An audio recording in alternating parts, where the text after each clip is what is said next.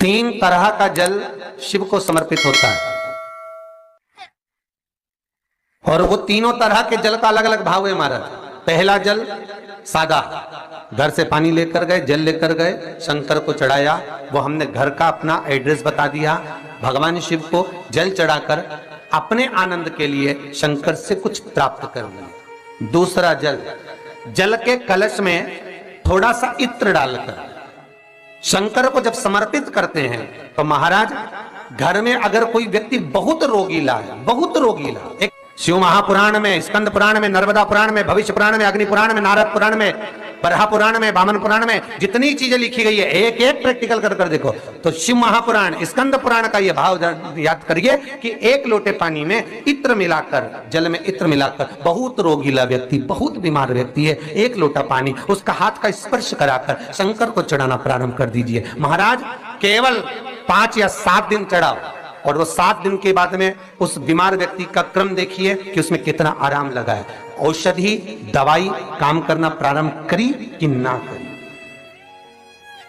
केवल इत्र समर्पित, इत्र का जल। तो पहला जल सादा, दूसरा जल है इत्र का, और महाराज तीसरा जल जो शिव महापुराण के अंतर्गत कहा गया है बेल पत्र का जल।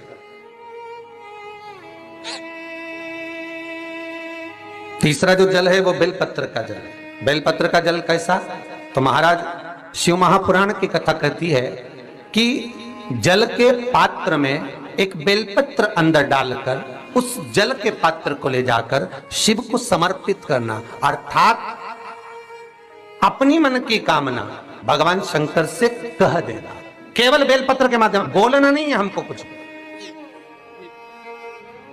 हमें कुछ कहना नहीं है।